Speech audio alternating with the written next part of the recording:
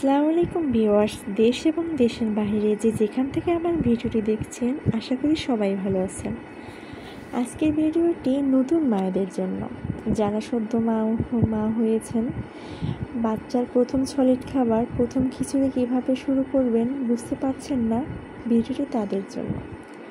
তো এখানে আমি কয়েক পদের সবজি নিয়েছি, 3 টুকরো মাছ নিয়েছি, আর নিয়েছি 1 চা চামচ চাল আর 1 চামচের অর্ধেক ডাল।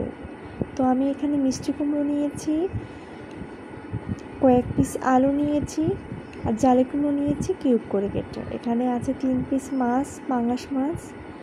যেহেতু পাঙ্গাস মাছে কাটা নেই, এর জন্য আমি এই মাছটাই দিয়েছি।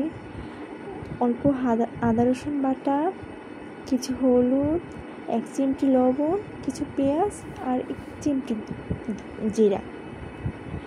আসলে বাচ্চাদের খাবারে সব মশলা একটু অল্প অল্প সামান্য পরিমাণে ব্যবহার করতে হয়। তো এখানে আমি 5 চামচ তেল দিয়ে দিয়েছি। মাছটাকে আগে তেলে ভেজে নেব। পেঁয়াজ দিয়ে দিলাম। একে একে সব মশলাগুলো দিয়ে মাছটাকে আমি ভালোভাবে একটু ভেজে নেব, যাতে গন্ধটা না আসে।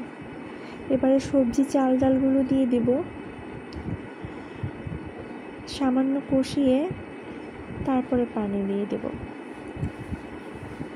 এভাবে রান্না করলে শিশু সঠিক পুষ্টি পাবে। এখানে আমিষ, সবজি, শর্করা সব আছে, সব উপাদান আছে।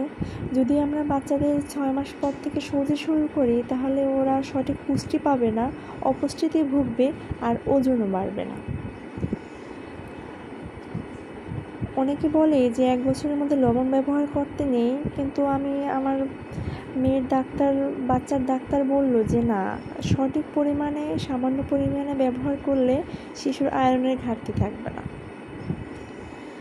তো এর জন্যই আমি আমার বড় ছেলের বেলায় আমি ব্যবহার করিনি লবণ, 1 বছর পরে ব্যবহার করেছি। তো এই তো সেদ্ধ হয়ে গেলে এরকম একটা ডাল ঘুটুনি দিয়ে সবজিটাকে একটু ম্যাশ করে নেবেন। আমার মেয়ে শক্ত খেতে পছন্দ করে, তাই আমি ব্যাপারটাকে বেশি নরম রাখবো না, একটু ঘন ঘন থাকতেই উঠিয়ে নেব। তো এই পর্যায়ে আমি খিচুড়িটা উঠিয়ে নিয়েছি। আমার খিচুড়ির ঘনত্বটা এভাবে হয়েছে।